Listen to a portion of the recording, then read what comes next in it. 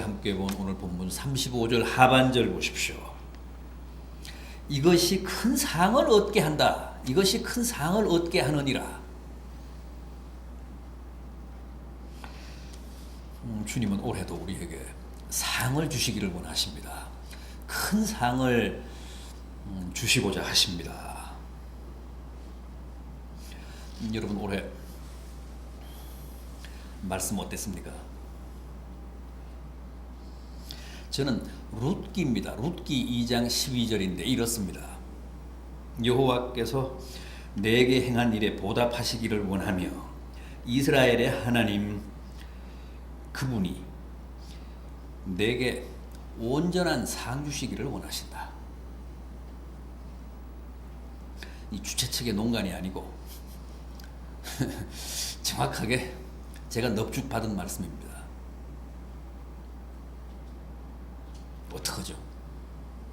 상 주시기를 원하신다는데. 네? 아멘 해야 된다고요? 아멘 해야죠. 오늘 우리가 함께 본 이 히브리서 10장도 큰 상을 얻게 하신다. 그렇게 말씀하십니다.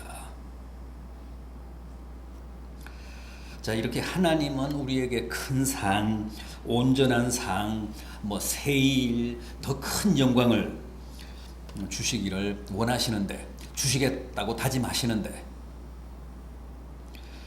과연 우리는 그 상을 받을 채비가 되어 있는가? 그 상을 차질 없이 우리가 받기 위해서는 어떻게 해야 하는가? 그 점을 한번 오늘 본문을 통해 확인해 보도록 하겠습니다. 먼저 뭐라고 하십니까? 담대하라, 담대해야 한다고 하십니다.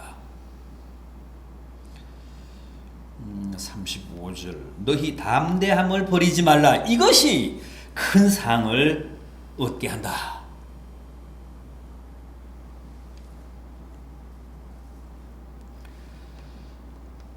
담대한 믿음을 가져야 합니다. 나약한 믿음, 소극적인 믿음, 피동적인 믿음, 부정적인 믿음은 우리로 하여금 하나님이 예비하신 상을 못 얻게 합니다. 담대하지 않고서는 주님이 행하실 새 일, 큰 일의 진정한 동역자가 될 수 없습니다. 담력이 뭡니까? 담대함, 거룩한 배짱입니다. 만용이 아닙니다. 객기가 아닙니다. 성경이 말씀하는 담대함이란 거룩한 모험심입니다. 주님에 대한 절대적인 신뢰를 바탕으로 한 참된 용기, 모험, 이게 여기서 말씀하는 담대함입니다. 담대한 사람 그러면 여러분 누가 생각나십니까? 갈렙이 있잖아요. 갈렙 남성교회. 갈렙. 처음에 가나안에 들어가서 땅을 배분할 때 갈렙이 그때 85세였습니다. 젊은 사람들은 다 꽁무니를 빼는데 갈렙이 한 걸음 앞으로 나아가서 뭐라고 했습니까? 저 가장 험한 산지인 헤브론 골짜기를 제게 주십시오. 제가 정복하겠습니다. 제가 평정하겠습니다. 여러분, 그 헤브론 산지에는 누가 살았죠? 거인 족속이 살았잖아요. 아낙 족속이 살았잖아요. 기골이 장대한 거인 족속인 아낙 족속이 헤브론 산지에 살았습니다. 그랬기 때문에 다른 지파는 다 두려워서 감히 내가 그곳을 정복하겠다고 나서지를 못했습니다. 그런데 85세인 정말 연로한 이 갈렙이 젊은 사람들을 제치고 앞으로 나서서 내가 그 땅을 정복하겠습니다. 우리 지파에게 그 땅을 배분해 주십시오. 그래서 여호수아가 그 땅을 줬는데 갈렙이 앞장서서 그 땅을 정복했잖아요. 평정했잖아요.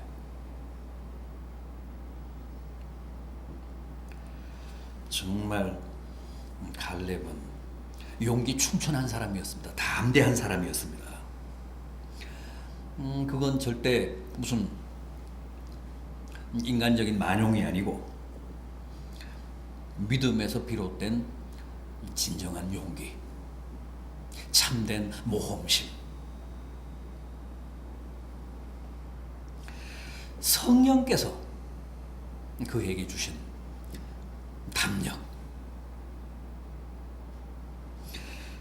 그런 게 우리에게도 필요하다는 겁니다.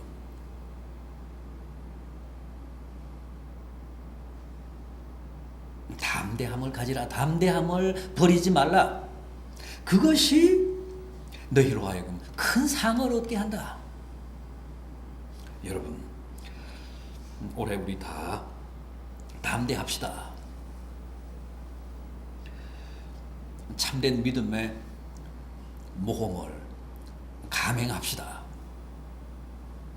그러면 반드시 그런 담대함을 가진 우리에게 약속하신 큰 상을 허락하실 줄 믿습니다. 또 뭐라고 하셨습니까? 인내하라. 인내하는 믿음을 가지라. 인내하는 믿음이 우리로 하여금 상을 얻게 한다. 36절 보십시오. 너희에게 인내가 필요함은 너희가 하나님의 뜻을 행한 후에 약속하신 큰 상을 받기 위함이라.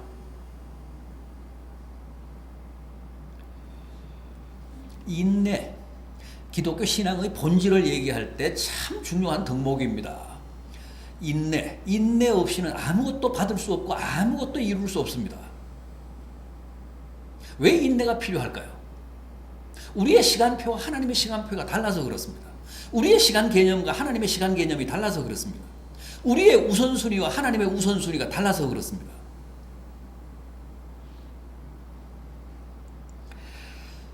하나님의 시간까지 기다려야 합니다. 하나님의 그 예정하신 때까지 인내해야 합니다.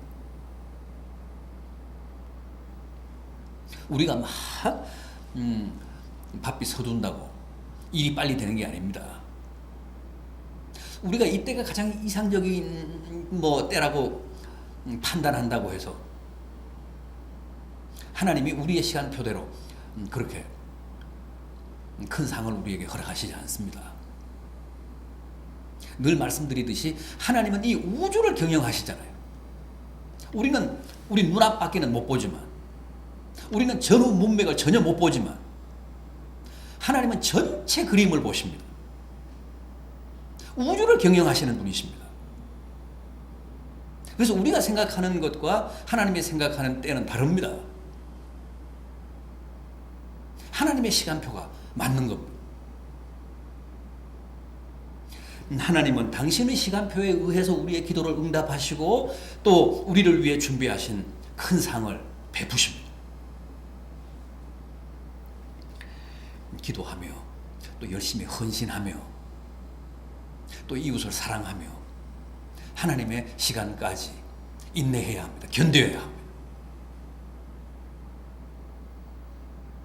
하나님이 작정하신 때가 가장 이상적인 시점이라는 것 잊지 마시고 꼭 인내의 미덕을 올해는 각별히 발동하십시오.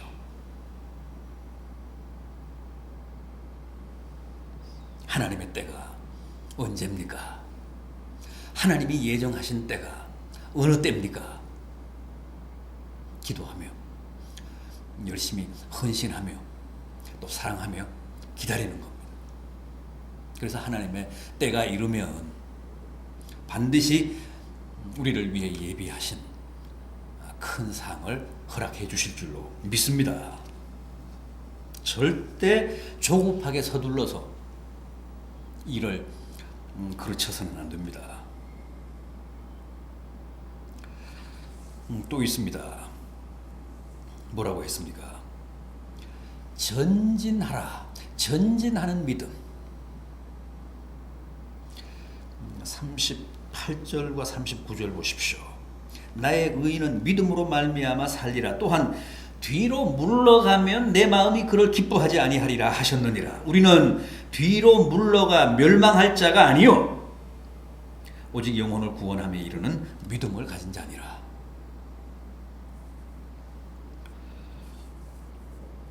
전진해야 합니다. 뒤로 후퇴하면 안 됩니다. 뒤로 물러가는 자에 대해서는 하나님이 절대 기뻐하시지 않는다고 했습니다. 뒷걸음질 치면 뒤로 물러가면 결국은 멸망한다고 하십니다. 아니 무슨 뜀박질을 할 때도 장거리 다름질을 할 때도 마라톤을 할 때도 처지면 결국 나고 하잖아요. 처지면 결국 도태되잖아요. 앞으로 열심히 나가야지. 뒷걸음질 치면 결국은 마지막 결승전까지 들어갈 수가 없습니다. 흔히 사람을 세 종류로 분류하잖아요. 첫째는 과거 지향적인 사람, 늘 뒤돌아보는 사람, 늘 옛날 얘기하는 사람, 과거에 사는 사람. 다음은 현실 안주형이 있습니다. 이런 사람은 현상 유지를 원합니다. 자기가 지금 누리고 있는 권력이나 자기가 지금 누리고 있는 무슨 재력 같은 게 그대로 보장되기를 원합니다. 기득권자들, 현실 안주형, 이런 사람들은 변화를 두려워합니다. 혁명을 바라지 않습니다. 그냥 이대로가 좋습니다. 현실 안주형. 그 다음에 미래지향형이 있습니다. 절대 뒤돌아보지도 않고 현실에 안주하려고도 하지 않고 오로지 앞만 보고 뛰는 겁니다. 달리는 겁니다. 그런데 성경이 말씀하는 이상적인 그리스도인 상은 미래지향적 인간입니다. 앞을 보고 나아가는 사람, 뒤돌아보지 않는 사람, 뒷걸음질 치지 않는 사람, 현실에 뿌리 내리지 않는 사람, 현실에 안주하지 않는 사람, 항상 앞을 보고 앞으로 매진하는 사람이 바로 성경이 말씀하는 이상적인 그리스도인 상입니다. 올해도 주님은 그런 미래지향적인 사람에게 상을 베푸신다고 합니다. 은혜를 허락하신다고 합니다. 뒷걸음질 치지 맙시다. 뒤돌아보지 맙시다. 열심히 앞에 있는 표대를 향해 나아갑시다. 그런 자에게 반드시 하나님은 올해도 상을 얻게 하시되, 큰 상을 얻게 하시고 영광을 누리게 하시되 큰 영광을 보게 하실 줄 믿습니다. 기도하시겠습니다.